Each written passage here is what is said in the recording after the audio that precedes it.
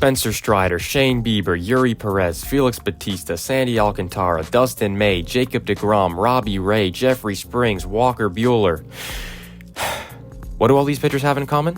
They are all not pitching right now because they are all recovering from Tommy John surgery. These aren't just any names either, these are some of the top pitchers in the league. The league is much worse without them on the mound, and there's obviously a problem, and it's not a simple one either. There is no clear solution right now, but today, I'm going to go through, listen to some doctors, dive into some statistics, and try to come out the other side with some sort of answer to what is truly going on. Should MLB even address this issue? Is it because of the pitch clock? All these questions will be answered in this video, but before we get to that, let's get into why this issue has been headline news for the past couple weeks. On April 7th earlier this year, the MLB Players Association kicked off all this discourse with their claim that the pitch clock was causing these injuries, saying, despite unanimous player opposition and significant concerns regarding health and safety, the commissioner's office reduced the length of the pitch clock last December, just one season removed from imposing the most significant rule change in decades. Since then, our concerns about the health impacts of reduced recovery time have only intensified. The league's unwillingness thus far to acknowledge or study the effects of these profound changes is an unprecedented threat to our game and its most valuable asset, the players. This claim is not supported by any study or evidence, so it's not a very strong one. Major League Baseball responded to this statement by saying, "This statement ignores the empirical evidence and much more significant long-term trend over multiple decades of velocity and spin increases that are highly correlated with arm injuries. Nobody wants to see pitchers get hurt in this game, which is why MLB is currently undergoing a significant, comprehensive research study into the causes of this long-term increase, interviewing prominent medical experts across baseball, which to date has been consistent with an independent analysis by Johns Hopkins University that found no evidence to support that the introduction of the pitch clock has increased injuries. In fact, JHU found no evidence that pitchers who worked quickly in 2023 were more likely to sustain an injury than those who worked less quickly on average. JHU also found no evidence that the pitchers who sped up their pace were more likely to sustain an injury than those who did not." It's no secret that velocity has been on the rise ever since the turn of the century. It's not just happening for no reason though. Velocity is king. If you take a look at all the qualified pitchers in 2023 and look at their velocity and ERA, there's a pretty clear trend. Throw harder, give up less runs. Of course, there are many other factors that go into run prevention as a pitcher, but the numbers are there. If you throw harder, most likely, you're going to give up less runs. If you give up less runs, then you're going to get paid a lot more money. This is ultimately what motivates pitchers to do this and why we have seen an increase in velocity recently. It hasn't happened overnight. Velocity has been on the rise for a while. Since 2008, the average velocity of a four-seam fastball has only increased steadily and is now up to over 94 miles per hour in 2024. 15 years ago, it was below 92.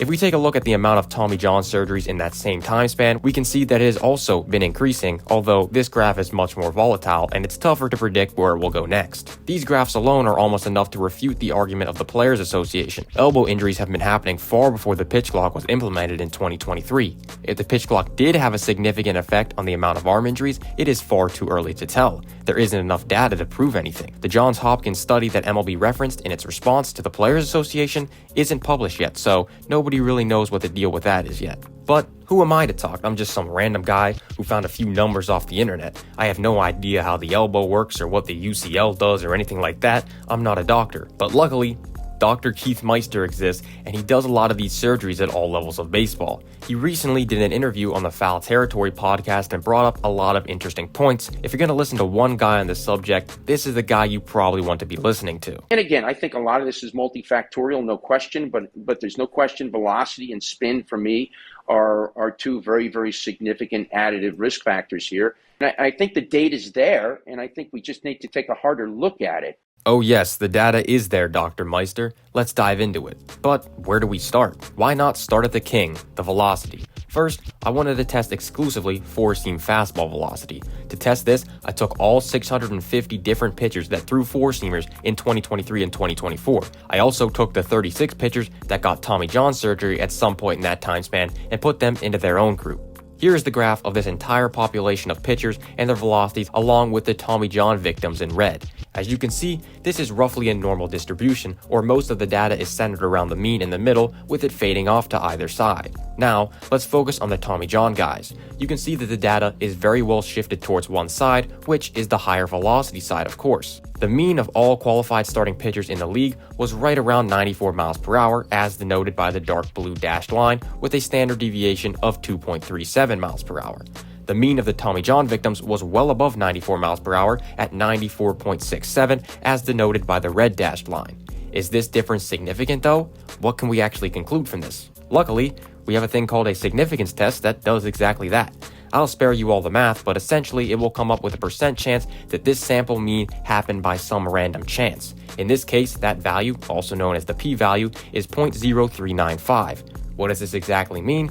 It means if I took a random 36 pitchers out of the population as the sample, rather than taking out the 36 Tommy John guys, there is about a 4% chance that the mean velocity of that group would be 94.67 miles per hour or higher. So, is this number significant? Yes, as 5% is usually held as the threshold in most cases for the p-value. So basically, we can now say throwing a harder four-seam fastball causes Tommy John surgery, right? Well, not really, because this is just a correlation, which does not mean we can just imply the causation. What we can say is that we have found statistically significant evidence that the average four-seam fastball of a Tommy John victim in 2023 is higher than the average four-seam fastball of the average pitcher in Major League Baseball. This is the expected outcome I think most of you probably expected anyway. Most doctors and experts believe that these two things are related and correlated, and the numbers do indeed support that. Check 1 for Dr. Meister. We talked about velocity, but what about the spin rate on the four-seamer? That's another thing that Dr. Meister mentioned. Does that have any significance to it? In the sample of the 36 Tommy John victims, the average spin rate on the four-seamer was actually lower than the league average. In this case, we do not have significant evidence that the average spin rate of a Tommy John victim is higher than the league average. It doesn't mean that it's completely unrelated, but in the data that I've looked at here, we just don't have any evidence to support anything.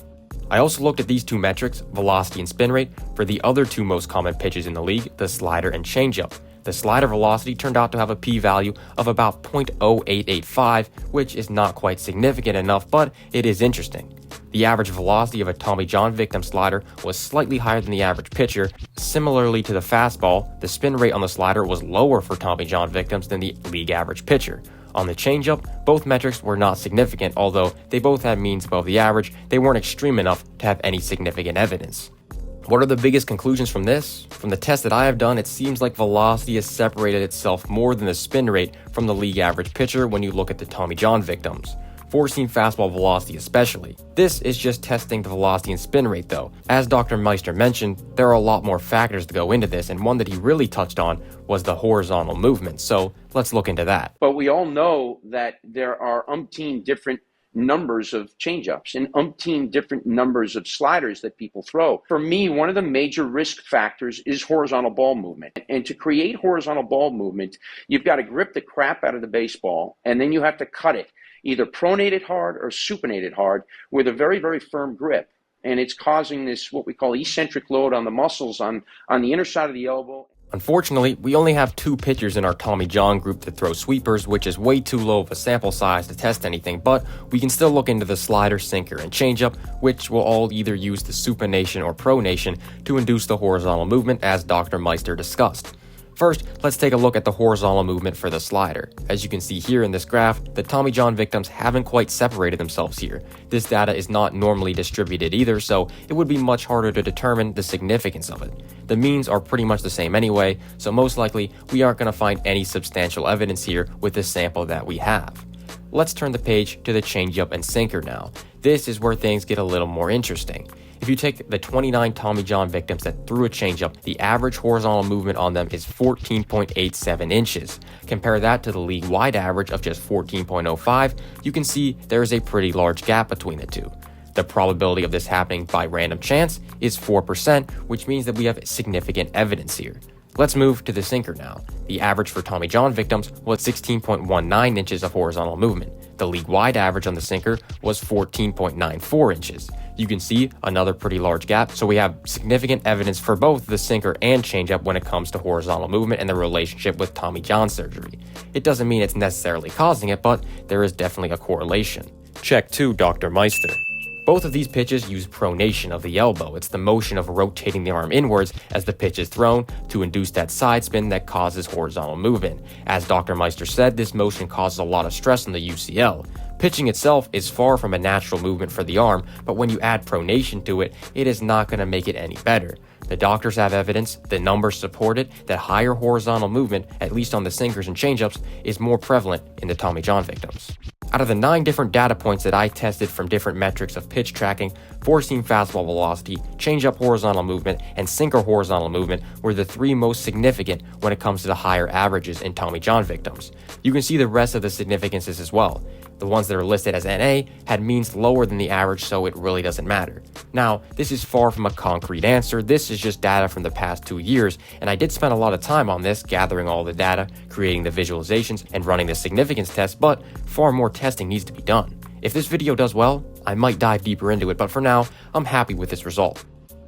What can we do to solve this though? Can we make some sort of change to lessen the amount of arm injuries? I think the short answer is that nothing much is going to change anytime in the near future.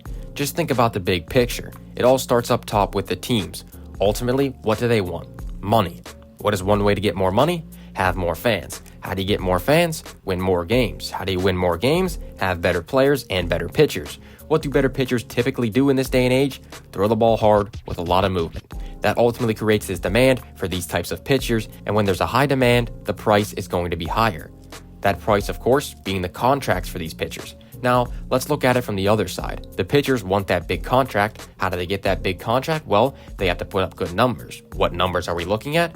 Not necessarily just ERA and wins anymore. Front offices are looking way deeper at stats like FIP, strikeout rate, walk rate, and even the pitch data directly, such as the velocity, spin rate, and movement. What do the pitchers do as a result? They're going to maximize their velocity, spin rate, and movement. There is a reason why innings eaters are far less prevalent in the league today. Nobody wants them.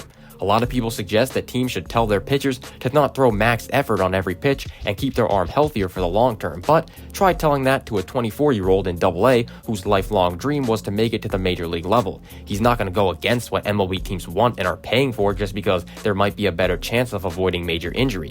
He's going to do whatever it takes to get to the majors, and if a guy does take that approach, he's most likely going to get passed up on the prospect list because his stuff won't be as exciting. I don't think this solution will work in the long run at all. I think the only way things will change is if there's some natural regression of the contracts for these high effort pitchers. That way, the younger pitchers aren't necessarily trying to hit these new highs in velocity and movement, and there maybe is another route they can take to get that big contract. Now, is this actually going to happen anytime soon? Probably not. That is why I said at the beginning of this segment that there most likely isn't going to be a change anytime soon. This is the same idea on the lower levels as well. College, high school even. What do these high school pitchers want to do? They want to get seen by the college scouts, the MLB scouts even. Where do they do that? They pay money to go to these camps that will measure all their metrics, and the scouts will be there, and they'll get all these numbers out there so the scouts can see them, whether it's college or MLB teams. Most of these kids are going to take the risk of sustaining an arm injury, even for a sliver of a chance to play professionally, and I don't really blame them either. I don't think this problem is going to be fixed anytime soon. It's just way too far spread right now. It's partly on the teams, partly on the colleges, partly on the high schools, partly on the coaches at all levels, players at all levels, parents of all levels. All these people are willing to risk an arm injury for more success, and you can't really blame them. I just don't think this problem is going to go anywhere anytime soon, and I think the solution is much more complicated than the ones that are being proposed right now. What do you think? Let me know in the comments. This video took me a while to research and make, so I would really appreciate it if you subscribed, like the video, share it with someone, whatever. Thank you for watching, and I'll see you next time. Goodbye.